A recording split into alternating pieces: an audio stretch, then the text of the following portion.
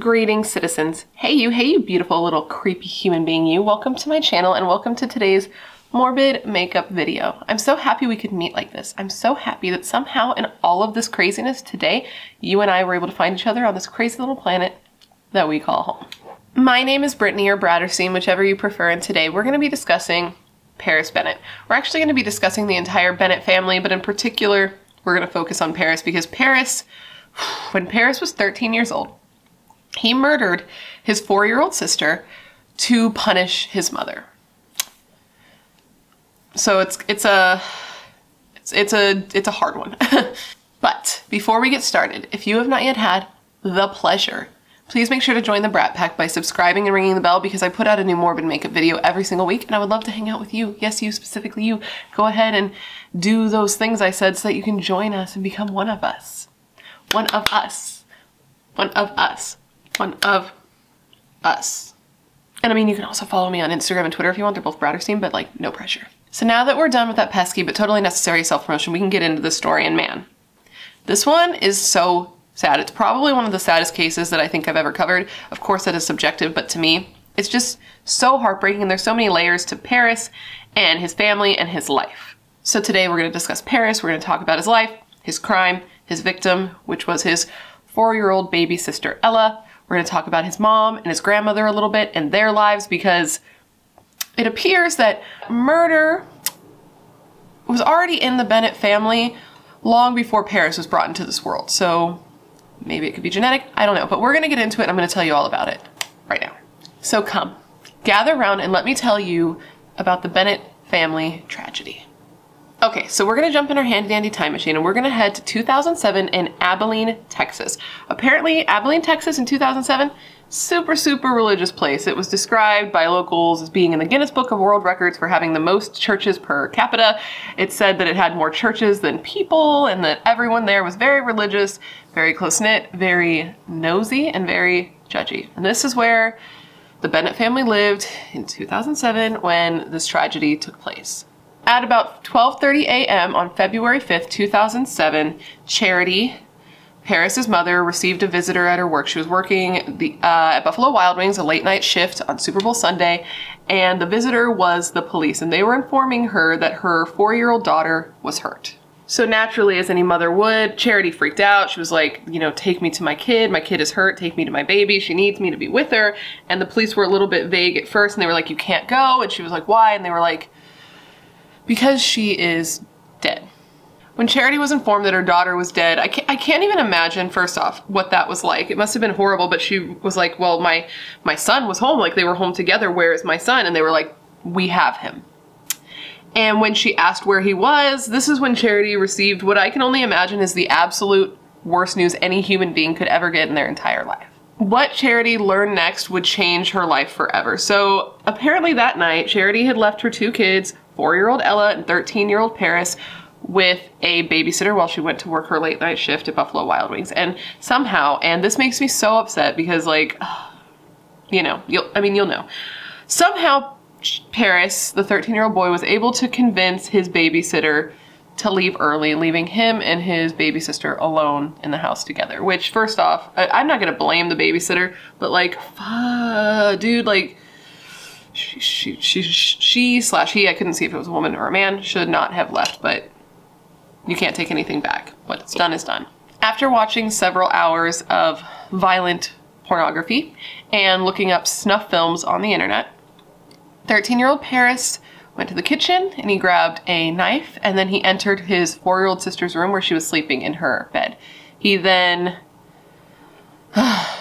sexually assaulted his 4-year-old sister.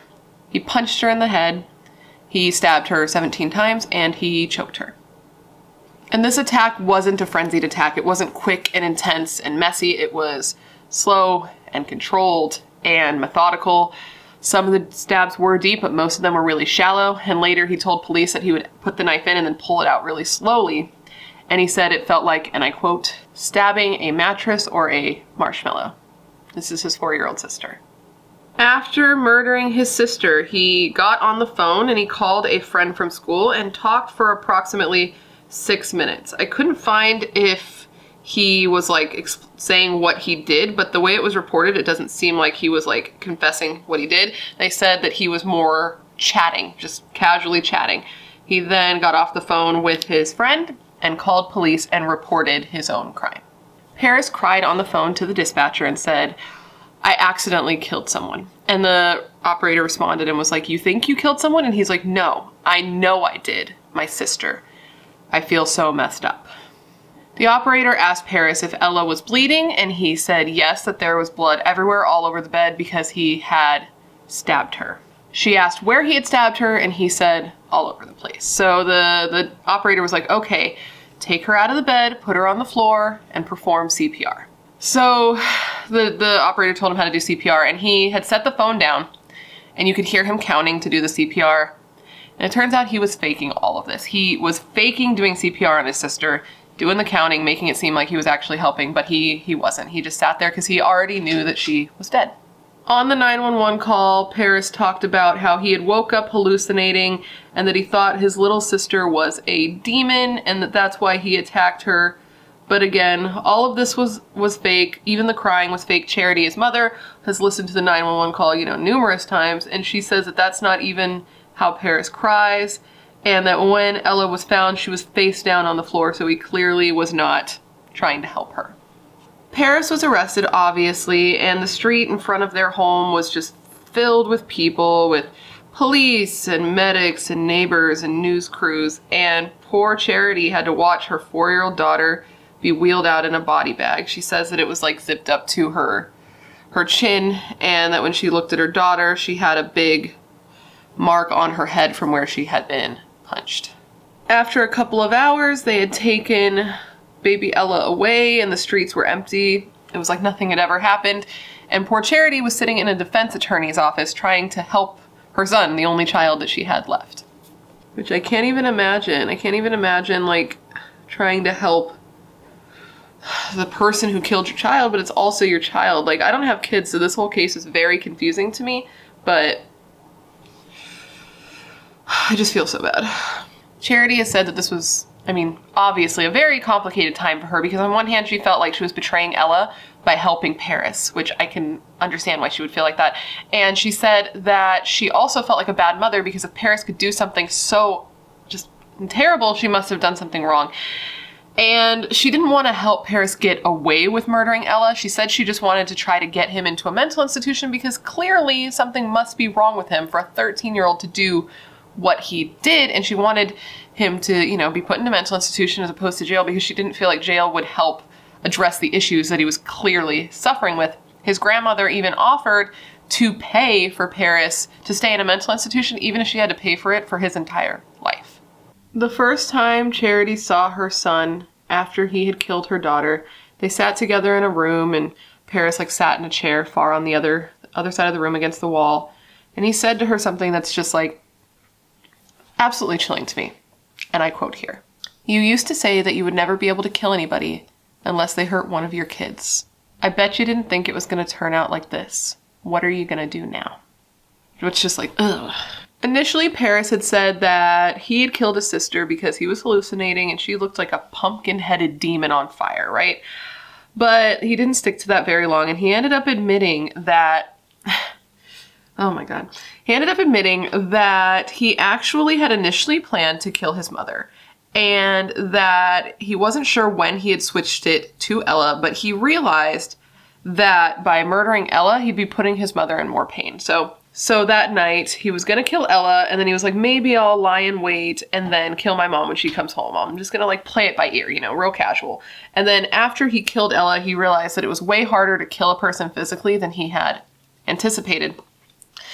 And plus, and this is just like the worst thing I've ever heard in my life, Paris said that if he had killed his mother, she would only suffer for a moment. But if he killed her daughter, then she would lose one child to murder and the other would be in jail for the rest of their lives. So she would effectively lose all of her children, and this would hurt her for the rest of her life. So this was a far better option. Paris said of this horrible mindset, and I quote here, "For many years, there was just this hot, flaming ball of wrath in the pit of my stomach, and it was directed at my mother. And one of the reasons why I chose to kill my sister and not someone else is because I knew that by doing that, I could hurt my mother in the worst possible way. Because I had always known as a child that the most devastating thing to my mother would be the loss of one of her children. And I found a way to take away both of her children in one fell swoop. He wanted to hurt her so bad that in the beginning, because this woman somehow still loved her son and would go and visit him all the time. And in the beginning, he would tell her, like, I love watching your pain. The pain that she experienced from losing both of her children. I'm just saying, that's like a cold 13-year-old, man. Like, I know kids suck, but my God. Apparently during one of these visits, as I said, Charity still visited her son and, you know, I don't know. My brain can't fathom that. It just sounds like the most heartbreaking thing in the world. But in one of these visits, Paris tried to kill her. Paris tried to kill Charity. She said in one of her journals, he slammed the table into me, pinning me against the concrete wall behind me. He cut off my air.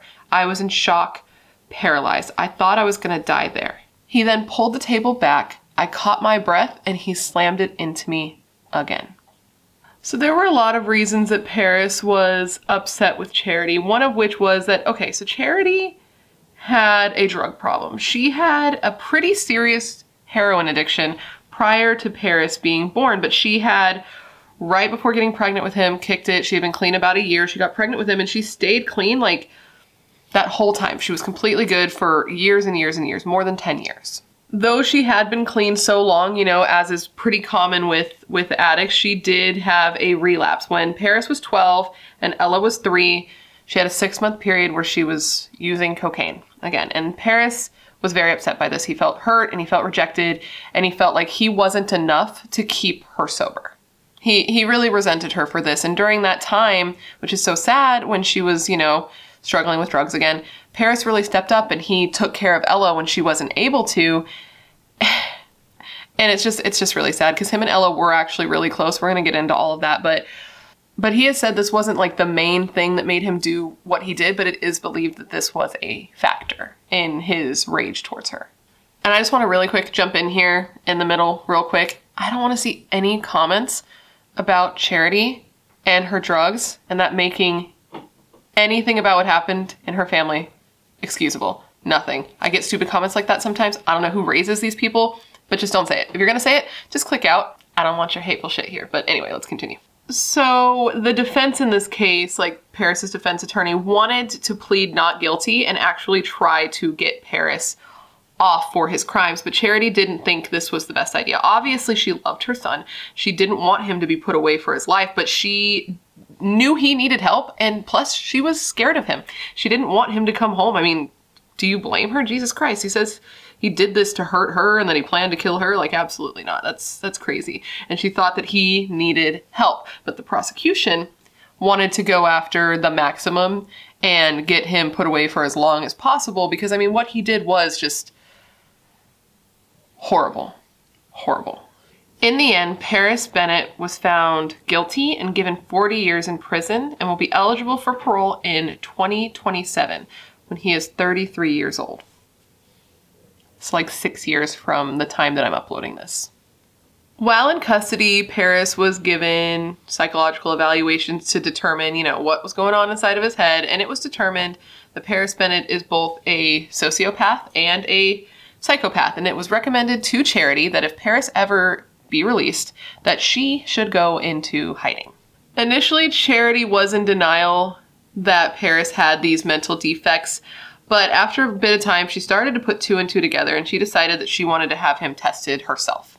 It was the Hare Psychopathy Checklist, a youth version, and she also had him diagnosed by other assessors and looked at, and it was recommended after all of these independent tests that Charity stopped spending her money on her child, on his defense, on you know, visiting him, rations, whatever, putting money into her son, and instead she should work on changing her identity, again, so she can go into hiding if Paris is ever released, which is just like such a crazy amount of information for any human being to process. But Charity did not do this because she cannot imagine living her life without her son.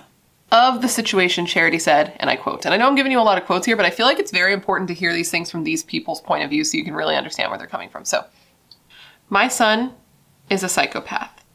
I can't help him. That may not matter in the long run.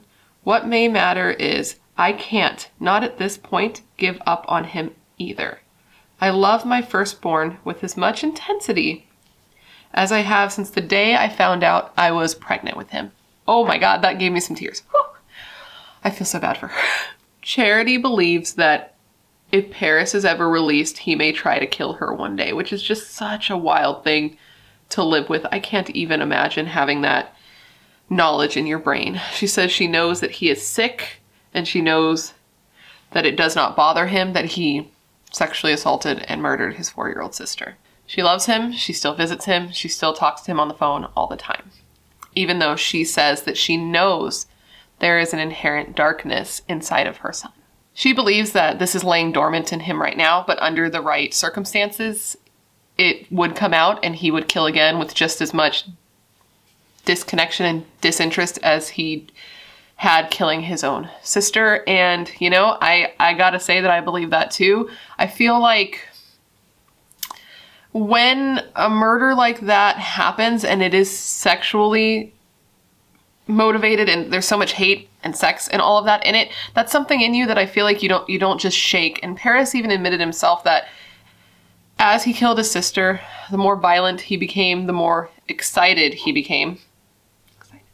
And that when she died, he was very excited, if you know what I mean.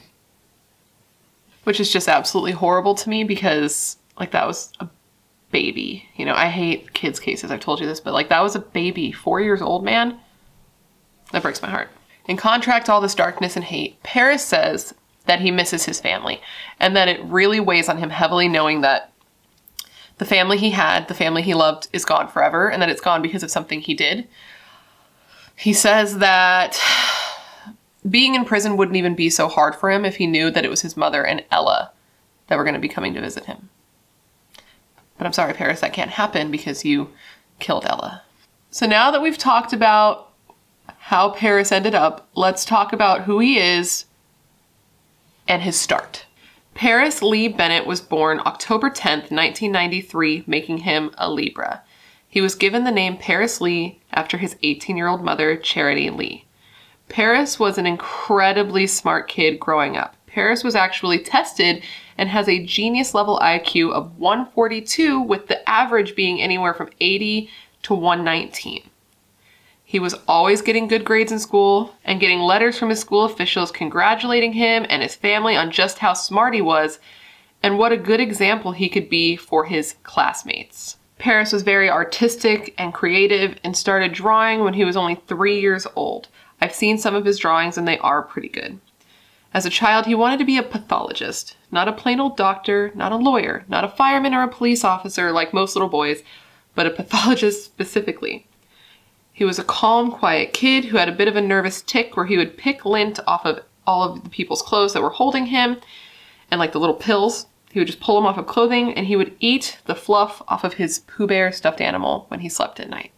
When Paris was 8 years old, Charity told him that she was pregnant and he was going to be a big brother, and Paris was not happy, and this worried Charity a little bit, but once Ella was born, Paris was obsessed with her. He loved his little sister. There's a bunch of whole movies of the two playing together and like him just like being such a good big brother, which is just like, again, heartbreaking, dude. Like so freaking sad because he really did seem to like love her. He was a little rough with her as some boys are, but overall, he just loved her. He was obsessed with her. He picked out her clothes every morning. He was her little like fashion consultant. And as is usual, Ella loved her big brother too. Like that's so common. I see it with my niece and nephew all the time. They want to be just like their big brothers. They want to do everything their big brothers do, and they just want to be around them. Though Paris was a calm and quiet kid, inside he had a rage building up that he didn't really know how to handle or where to direct. He thought about hurting his babysitter or a friend that he'd see walking down the street, or even just a stranger. He would just see somebody and want to hurt them for no reason at all. Paris's family was aware that something was off with him, but they just weren't aware of how bad it was. Obviously, he was described by his grandmother as being distant and cold and unaffectionate, but they didn't really notice the extent of how off Paris was until Ella was born, because then they had somebody to sort of compare it to. Paris seemed to notice that Ella was sort of favored for the differences between the two, and I'm sure he resented that. And as far as whether or not she was favored or if this was just his opinion, who's to say? I know that sometimes, you know, you can't help but not favor another child, but like if one child's a lot easier than the other, it's easier to gravitate towards that child. I mean, that's one of those unspoken things, but I know that to be true. Paris would hit his head into the wall until he would make himself bleed, and he would just act out like that all the time, and it just wasn't taken as seriously as maybe it probably should have been. But then again, nobody's expecting any child to turn out this way, you know? Apparently, about a year before Ella was murdered, a year before Ella was murdered, Paris actually tried to stab Charity, and she took him to a doctor and he was evaluated, and she was told then that he was exhibiting homicidal tendencies, but he didn't end up getting help for that issue at that time. Now, why didn't he get help? Charity has said of this that she didn't think at the time that it would have helped him. She still doesn't think it would have helped him, and that she can't take time thinking about the past and reliving what happened and wondering what could have been.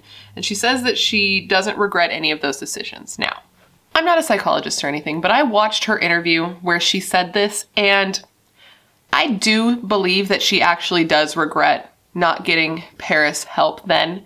I could hear the pain in her voice when talking about that particular, like she had pain just period, but in talking about this, I could see that there was pain behind her eyes when she discussed how she didn't regret it and she didn't think it would help. And I think that she does deep down regret that decision. But I can also see how she wouldn't want to like revisit the fact that she regrets that so much, because that cannot be healthy for her. That's gotta just hurt so much. And I imagine that in so many ways she already blames herself. And dude, this chick needs a fucking break, dude. You can go on forever and you can say, well, if she had done X, Y, or Z or noticed this or that, then things could have been different and blah, blah, blah, blah. And like, let's not, okay? This woman has been through so much, and no human being expects that their baby, their son, the person that they held and loved and raised and thought was just the most perfect little thing in the entire world, like people think their kids are. No one would ever imagine that their baby could do what Paris ended up doing. You can't prepare yourself for that. You can't anticipate that. No one wants to see that. So please, again, don't leave any negative comments about Charity on this video. They will not be received well from me, okay? I'm serious. I can't imagine what this woman's daily pain is like, and I cannot imagine how hard it is for her going through her life without Ella. Ella was described as a very dynamic and engaging and entertaining girl, even at her young age of 4 years. When she entered a room, she made an entrance stating, "Hi, I'm Ella. You can have fun now." She was bossy and opinionated and loving and precious. She was compassionate and cared about animals and her little friends at school. She had a very big personality and a tiny little body. She had blonde hair and green eyes and those cute little chicklet teeth that kids get when they're little. Her grandma described her as a pistol. She said she was not shy to say whatever she thought. I mean, she was little, but her grandma Kyla said that once Ella stayed with her and she came into the kitchen one morning and said, "You know, I love you. I don't care if my mama hates you." And that fact kind of gave me a chuckle, like, awkward, but don't worry, we're gonna get into the relationship between Grandma Kyla and Charity later. We're going in a little order here, but we're gonna get there, don't you worry, so you can kind of understand that a little more. And now that we're speaking about Charity, you know what, let's talk about Charity a little bit here. I couldn't find a ton about Charity's actual childhood, except for the fact that Charity and her mother were very close until Charity's father was murdered in their family home when Charity was about 12 years old. And don't you worry, we're gonna get more into that in just a little bit.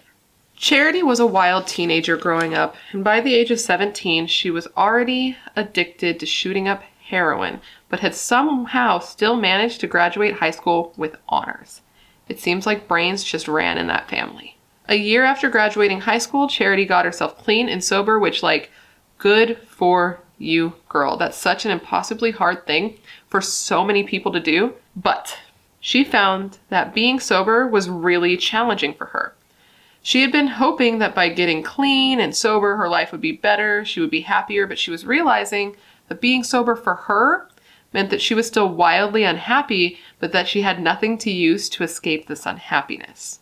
But anyways, that same year, she was 18 years old and she met Paris's father.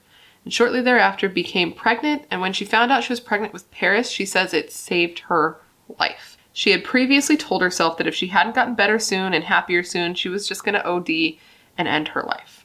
When Paris was born, she was immediately so happy and completely fell in love with him.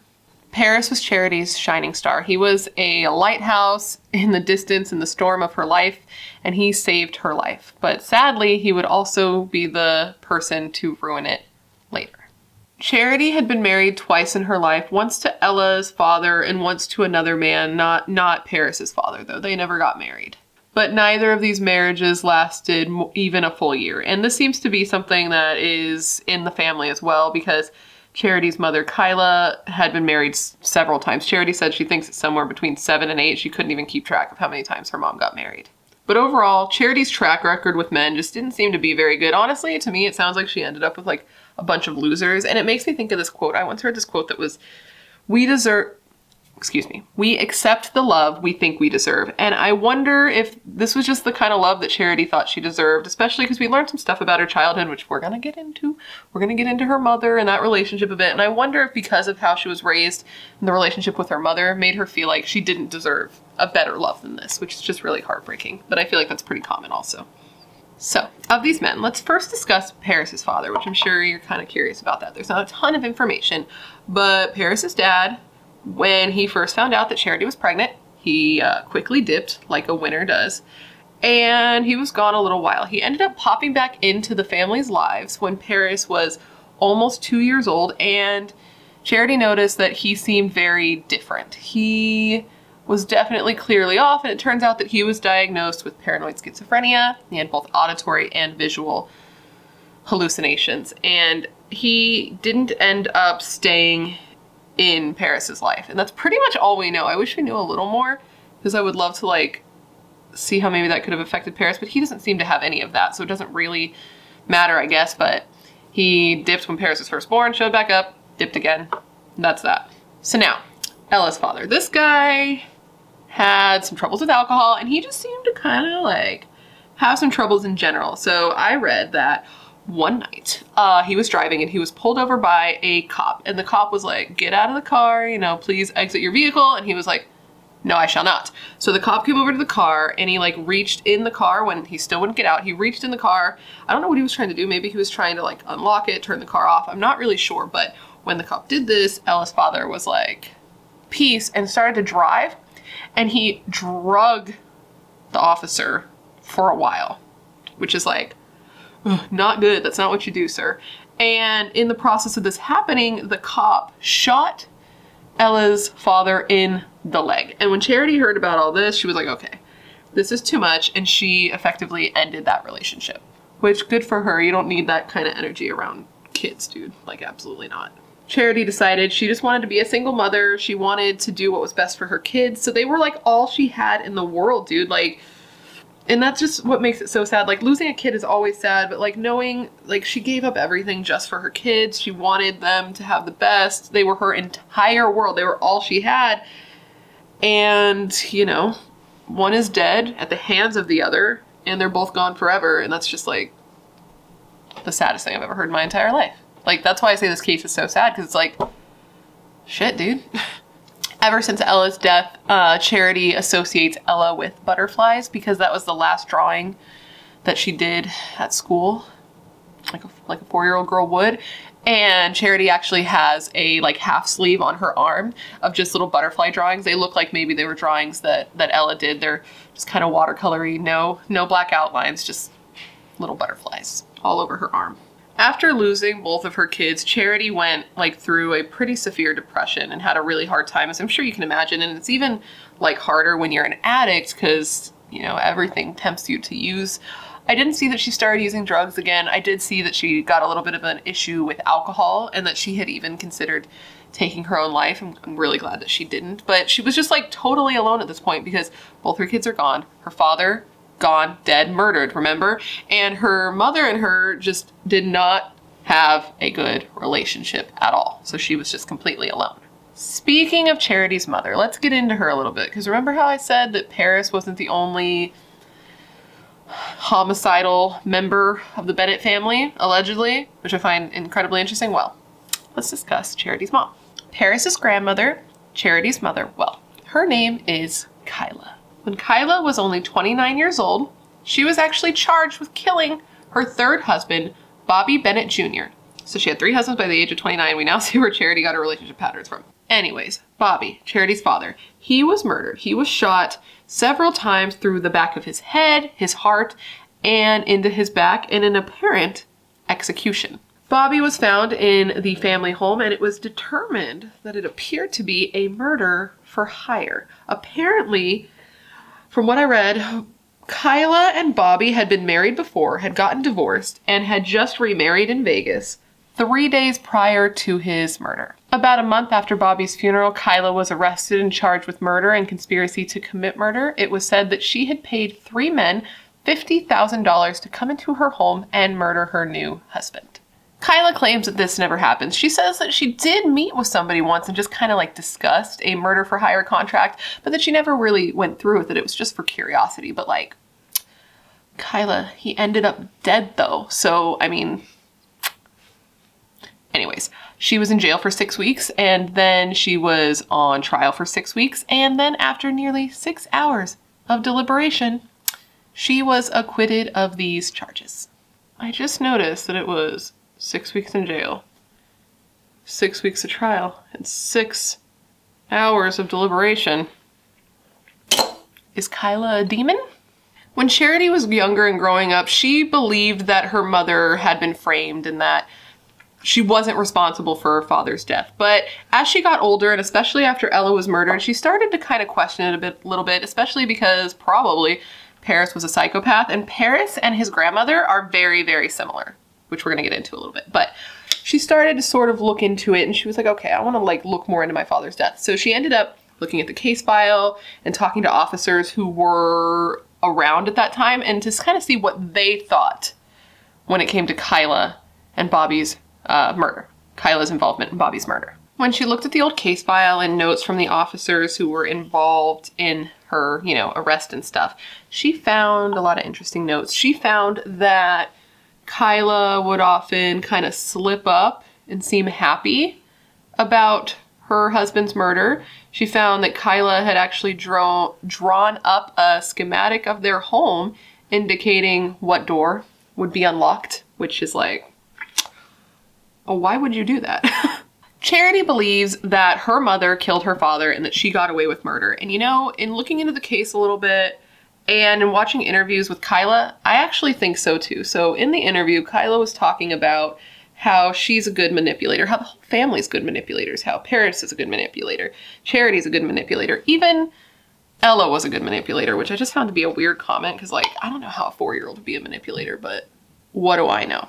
But Kyla said that she doesn't manipulate as much anymore, that she's not as good at it because she's out of practice. But she said, and I quote, and this is what was very, very strange, okay?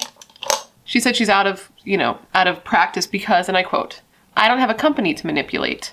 I do not have drivers to manipulate. She had a trucking company. And then she sort of pauses and smiles and says what I find to be the most damning. I don't have a jury to manipulate. And then she kind of pauses and then just looks at the camera. To me, that's telling. It sucks because if somebody's been tried for murder in the US, you can't try them again for it. So sounds like she got away with murder. So Charity and her mother don't have the best relationship. After Ella was killed, they went years without talking. And even prior to that, when they did talk, it was pretty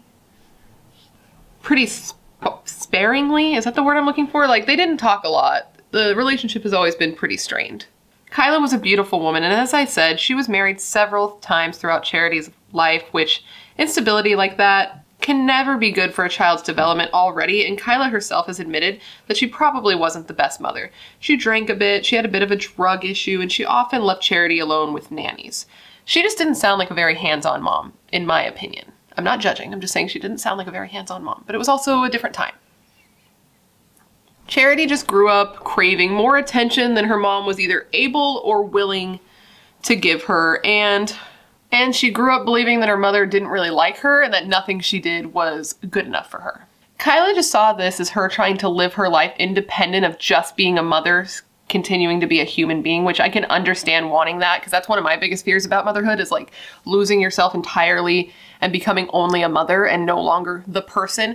But Charity perceived this as neglect and a lack of love, which is just, you know, it's sad. It seems like a really delicate balance. As I said before, the two were really close until Charity was about 12 years old, and then a rift was dug between them, and it seems to have only gotten worse, have never really gone away. And something that contributed to this rift, in my opinion, is that Kyla was inappropriate with Paris and sort of overstepping her bounds while Paris was in jail. Kyla and Paris have a good relationship. They have an even better relationship than Kyla and Charity, or even Charity and Paris, because when it comes to the two of them, emotions don't really play a huge factor in their relationship. Like Paris, Kyla is more of a cold, calculated, disconnected human being.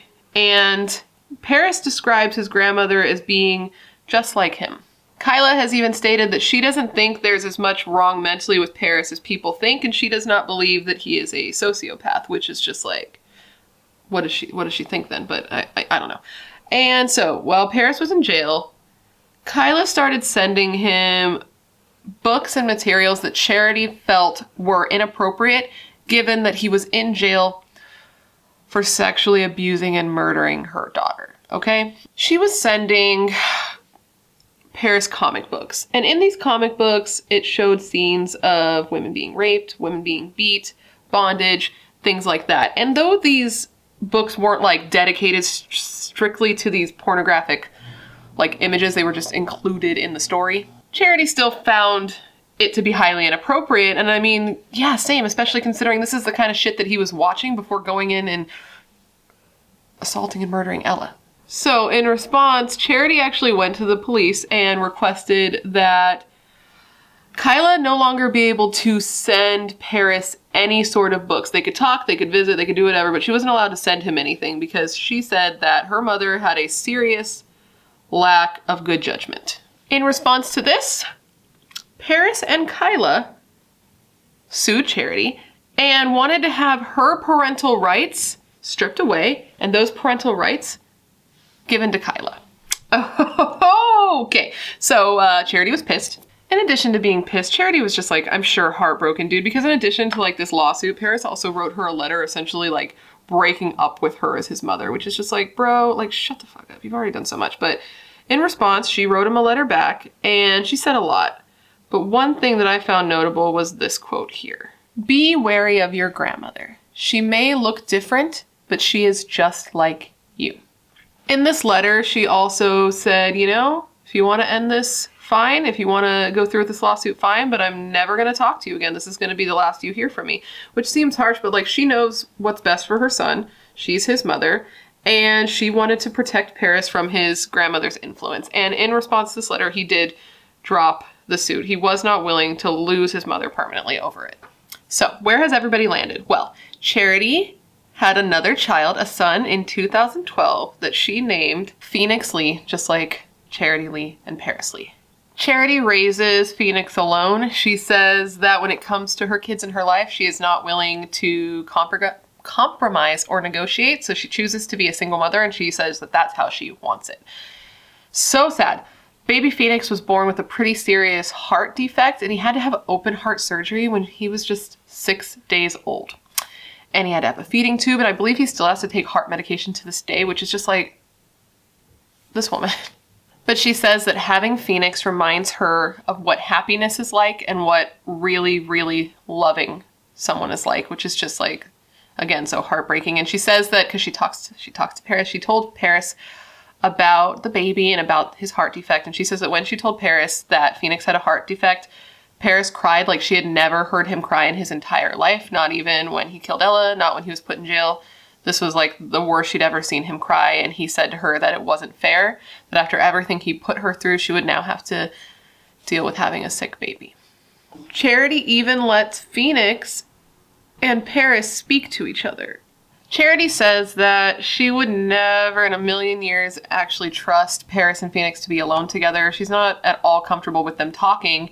And she says that she's very careful when talking to Paris about Phoenix to be pretty neutral. She's very careful to be neutral because she truly believes that part of the reason that Paris killed Ella was jealousy, that he was jealous and he wanted his mom all to himself.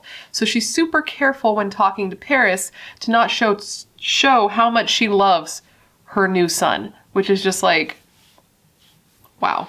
So she's just super cautious. She's careful with what she says. She's not comfortable at all with them, you know, speaking to each other or knowing each other, but she says that she wants her baby to know what unconditional love and forgiveness is. And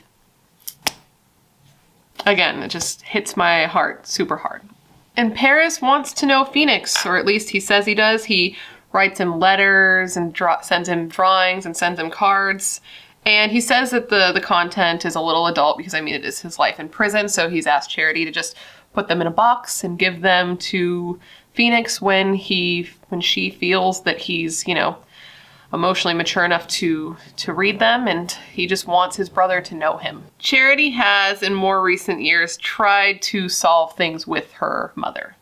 Charity figured that if she could forgive Paris for what she had done to Ella, she had to try to work things out with her mom as well. And they hadn't seen each other in so long. Like, Kyla knew that Charity had Phoenix, but she only knew through Facebook. She had never met him in his first couple of years of life. And the two met, and it seems like it must have gone pretty well because Charity actually moved. She moved out of her family home, the house that she had built for her and her two children, the house that after Ella died, she painted completely purple because that was Ella's favorite color.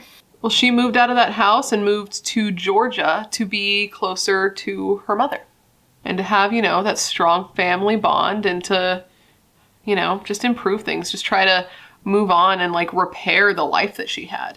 In an attempt to make something positive out of the absolute tragedy that happened in Charity's life, she has gone to create the Ella Foundation, which is a foundation that provides education to those with mental illness and those who have experienced trauma.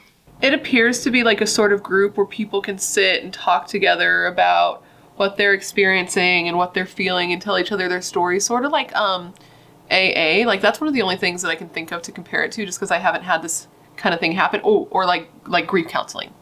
Sit in a circle and talk about stuff.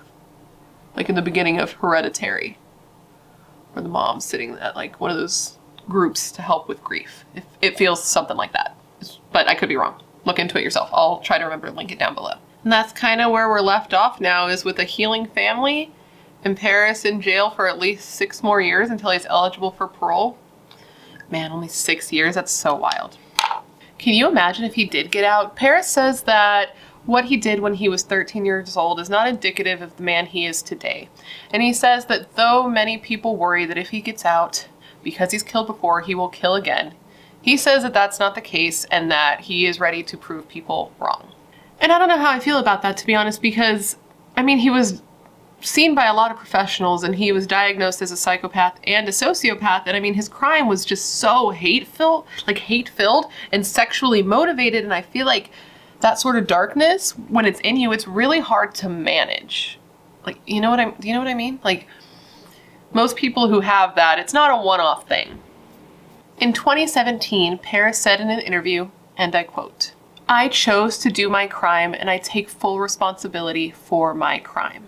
And I wouldn't say there was any predisposition to what happened. I am not insane and I don't suffer from any mental illness." But he also said that that's probably something that all crazy people say. And in letters to his mom, he has said that he knows that he has a darkness in him and it's something that he's trying to suppress. He even, I believe, called it the wolf, and that's a bit concerning. Sounds like Dexter shit is what it sounds like to me. And that's especially concerning because if he is paroled in 6 years, he'll only be 33 years old, I believe, and that's like a pretty prime murdery age for a white dude. You know what I mean? Like, I'm not saying that is what'll happen, but that's just a concern. And that, my friends, is the story of Paris Bennett and the whole Bennett family tragedy. What do you think? I am honestly like really, really torn on this case because my gut reaction, like my initial reaction was like, no, keep this person locked up, throw away the key because he was such an evil kid. The man he grows into has to be evil because like what he did was so evil. The things he said was so evil. How he acted after the fact was so evil. But then I backpedal a little bit because this was an actual child, dude. 13? This was a kid. When he did this, he was a kid. I really wonder, to be honest, why he ended up in jail instead of in a hospital, especially considering that doctors said that he needed help, that he was dangerous, and he'd continue to be dangerous. It just makes more sense to me that he should have gotten help, right? I mean, I feel like maybe they could have, you know, gotten him help early and sort of like cut it off, like nipped it at the bud, because right now he is going into jail. He went into jail, a sick and twisted 13-year-old, right? So he's growing up behind bars, getting harder, developing a thicker skin, and all of his formative years where he could have been getting better, it seems as though it's probably just gonna make it worse. He's a clearly sick person who's growing up in like a really, really aggressive, mean place, and I just don't know if I think that's the best move, but I go back and forth. So what do you think about that? What do you think should have been done? Do you think that they made the right choice? The only thing that I think we can like probably like full on agree with is that this case is tragic, dude, and I feel so bad for Charity. Like this poor woman, I don't know how she moves on and like moved past it and stayed strong, because honestly, I don't think I could have done it. And then to like continue talking about it and continue seeing Paris and then like having another kid and then the Ella Foundation. Oh, and she wrote a book. The book is called How Now Butterfly, and it's written like with her journal entries, and it just gives you more insight into her opinion and her words and everything on the case. So if you want to look into that, I know it's available on Amazon, and I looked into it, and it's also available on Audible for those of you who are more of like audiobook people. So if you want more on this case, there's that. And there's also a documentary on Amazon Prime called The Family I Had, I believe.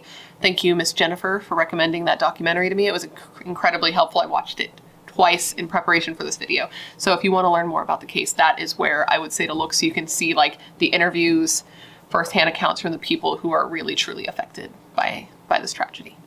But anyways, guys, that completes this video. I hope that it was interesting and informative and just gave you all the information you could want when looking into this case. And of course, I hope you enjoyed it, because I put out into the world what I think is interesting and what I think people should, you know about. So I really hope that you enjoy that. And I just want to thank you for like remembering Ella and Charity with me today, because man, I think that they are both worth remembering and acknowledging, because fuck, dude.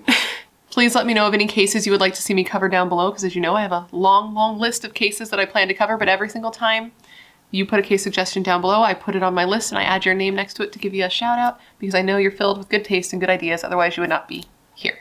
Of course, make sure to join the Brat Pack by subscribing and ringing the bell, because I put out a new Morbid makeup video every single week and I'd love to hang out with you. And if you want to hang out more consistently on the day-to-day, Instagram and Twitter are both BRATTERSTEIN, just like my namesake here, and I am on there every day, especially on Instagram stories. That's my shit. And with all of that said, I just want to thank you for being here when you could literally be anywhere else in the world. You're tight. This is tight. Please stay safe and be nice out there, and I hope to see you in my next video.